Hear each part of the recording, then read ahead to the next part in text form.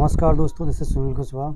और देखिए दोस्तों, जो बहुत सारे मेरे साथी कमेंट कर रहे हैं कि सर एमपी कांस्टेबल के लिए आगे तैयारी कैसे करें, क्या करें कि अच्छे नंबर आ जाएं, और जिनके एग्ज़ाम हो चुका है उनके लिए भी ये वीडियो मोस्ट इम्पोर्टेंट है।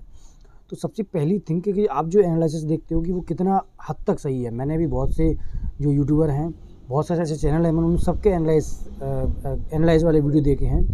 वो लोग क्या करते हैं, जैसे मैंने कमेंट किया कि सर आज क्वेश्चन आया था कि नर्मदा नदी कहाँ से निकली है, तो बता दिए स्टूडेंट नर्मदा नदी कहाँ से निकली है। एग्जैक्टली यदि आप ऐसा कोई एनालाइज देखते हो तो मुझे लगता है आपके लिए बेनिफिशियल होगा। क्या होता है, बहुत से यूट्यूबर आपने देखे होंगे, माइक लेके चले जाते हैं एग्ज़ाम सेंटर पर और वहाँ पूछते हैं कि कैसा पेपर आया था। मैंने ऐसे बहुत सारे वीडियो देखे हैं साथियों, और वो ये तक नहीं बता पाते कि कौन से क्वेश्चन आए थे। स्टूडेंट कहते हैं मैं क्वेश्चन भूल रहा हूँ, कुछ बोलते मेरे 95 आए, कुछ मेरे 98 नंबर आए। ऐसा नहीं होता। एग्जैक्टली जो नॉलेज, जो दोस्तों रिव्यू है, जो एनालाइज है, वो आपको देखना किस तरीके से, वो आपके लिए इम्पोर्टेंट है। ठीक है, कहीं ऐसा तो नहीं कि आप जो जिस तरीके से देख रहे हो वो तरीका ही गलत है। ठीक है, तो आज मैं आपको बताता हूँ कि आप किस तरीके से एनालाइज वाले वीडियो देखें या खुद एनालाइज करें, जिससे आपको नेक्स्ट जो आगे वाला एग्जाम है उनमें फ़ायदा हो। पहली इंपॉर्टेंट चीज़ ये कि आपने देख लिया कि किस टॉपिक से कितने क्वेश्चन आ रहे हैं। जैसे रीजनिंग के क्वेश्चन आ रहे हैं दोस्तों, मैं पहले एक टॉपिक वाली बात करता हूँ। रीजनिंग की बात कर लीजिए। रीजनिंग पिछले जैसी ही आ रही है, कहीं ज़्यादा कुछ अंतर नहीं है। जो स्टूडेंट बोल रहे हैं कि तोते उड़ गए, हवा उड़ गई, या रीजनिंग बहुत टफ आ रही है, ऐसा कुछ नहीं है। हाँ, एक दो क्वेश्चन जैसे इनइक्वालिटी वाले क्वेश्चन हैं वो नए हैं, ठीक है।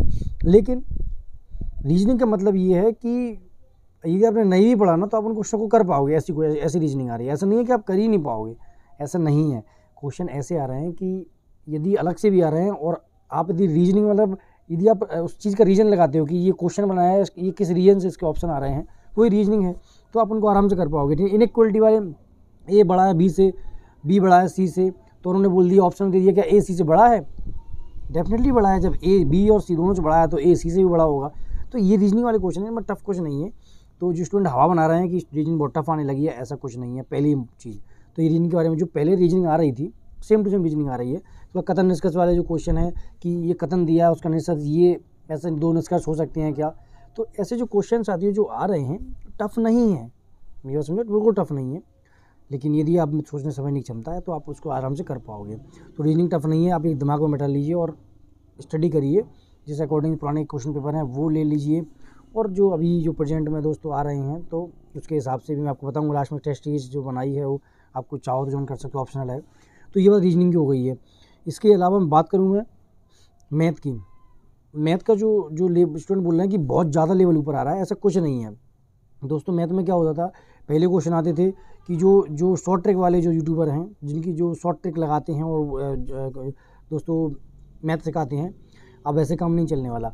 जो देखिए, जिसने RS अग्रवाल बुक पढ़ी होगी, RS अग्रवाल बुक मेरी नहीं है, ठीक है, मुझे पता है, लेकिन मैंने पढ़ी है और मैं बताता हूँ स्टूडेंटों को, सजेशन करता हूँ कि आप वो वाली बुक पढ़िए।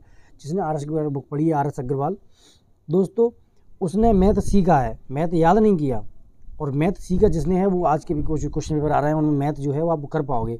जैसे मैं एग्जांपल दूं कि एक क्वेश्चन दिया है कि 5 पेंसिल का मूल्य 15 रुपये है, ठीक है, तो एक पेंसिल का कितना होगा। सिंपल सा मैं आपको बोलूँ, दोनों गुणा कर दीजिए, कितना आ जाएगा। या मैं बोलूँ एक पेन का मूल्य 15 रुपये, तो 5 का कितना होगा, तो समझ रहे हो।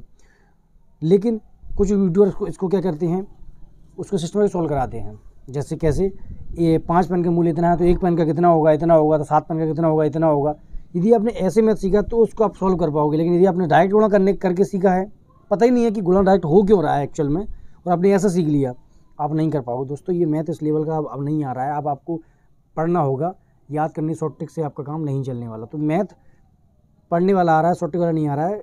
अब स्टूडेंट को टफ वो क्यों लग रहा है, इसके बारे में मैं कुछ नहीं बता सकता, ठीक है, क्योंकि उन्होंने शॉर्ट ट्रिक से पढ़ा है, मैथ नहीं पढ़ा है। मैथ के बारे में हो गया। साइंस दोस्तों बिल्कुल इनकार नहीं किया जा सकता। साइंस से 8 से 10 क्वेश्चन, कुछ 12 क्वेश्चन देखे जा रहे हैं साइंस के।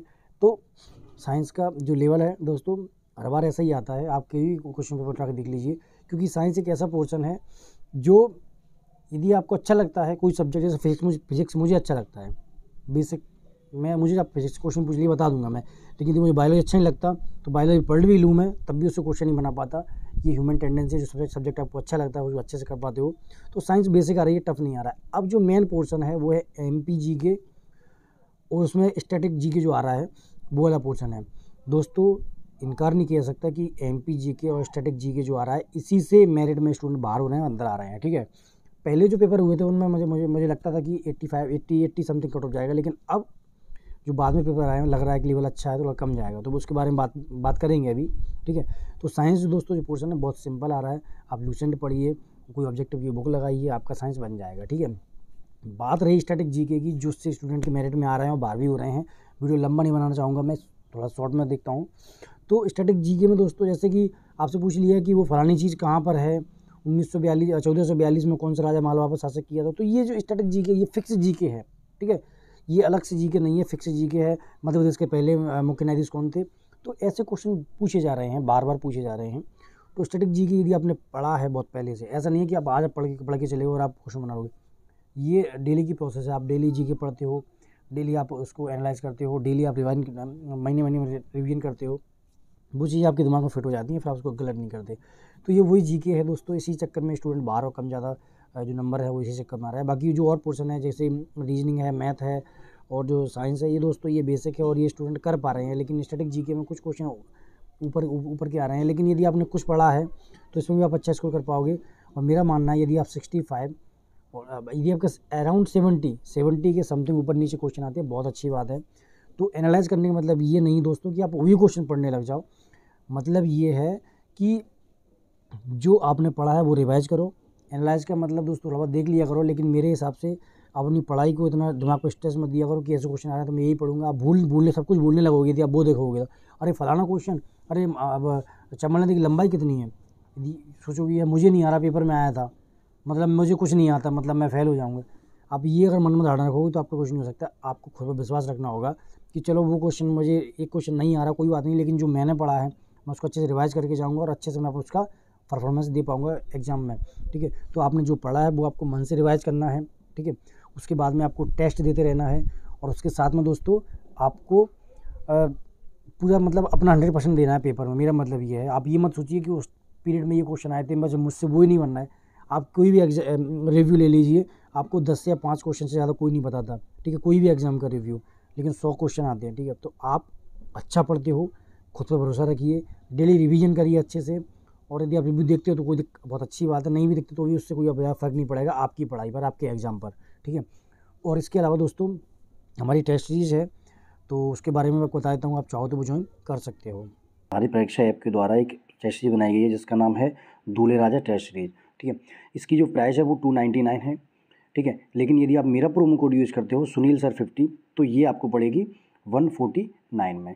और इसमें मोस्ट अपडेटेड क्वेश्चन है, जैसे एग्जाम में क्वेश्चन पूछे जा रहे हैं उसके हिसाब से इसको अपडेट किया गया है, कौन से टॉपिक से कितने क्वेश्चन आ रहे हैं उसके हिसाब से इसमें क्वेश्चन डाले गए। तो ये आपको बहुत अच्छा बेनिफिट दे सकती है, क्योंकि दोस्तों उसी का अकॉर्डिंग इसको बनाया गया है, जैसे अकॉर्डिंग के आपकी क्वेश्चन पेपर में क्वेश्चन आ रहे हैं। तो ज्वाइन कर सकते हो आप, मेरा प्रोमो कोड यूज़ करोगे तो आपको डेफिनेटली फ़ायदा होगा। सुनील सर 50 मेरा प्रोमो कोड है। परीक्षा ऐप है, उसकी लिंक मैंने आपको डिस्क्रिप्शन में दे दी है, आप वहाँ से लिंक से ऐप को डाउनलोड कर सकते हो और उसके बाद में ये वाली टेस्ट सीरीज ज्वाइन कर सकते हो। तो आप चाहो ज्वाइन कर सकते हो, मेरा प्रोमो कोड अगर आप यूज़ करते हो डेफिनेटली आपको फ़ायदा होगा। तो ये था दोस्तों आज का वीडियो। कट ऑफ मैंने बता दिया है 65 और 75, मतलब आपके अराउंड 70 नंबर के आसपास आते हैं तो आपको बहुत अच्छा चांस है। और मैं ऊपर वाले से दुआ करूँगा कि आपको जल्दी इस साल वर्दी मिले। जो भी होगा दोस्तों मैं आगे बताता रहूँगा। अभी कुछ पेपर और हो जाए उसके बाद और क्लियर से बता पाएंगे कि कट ऑफ कितने जाने की पॉसिबिलिटी है। तो आज कितना ही, नेक्स्ट वीडियो में फिर मिलेंगे, तब तक के लिए दोस्तों जय हिंद, जय भारत, ख्याल रखिएगा।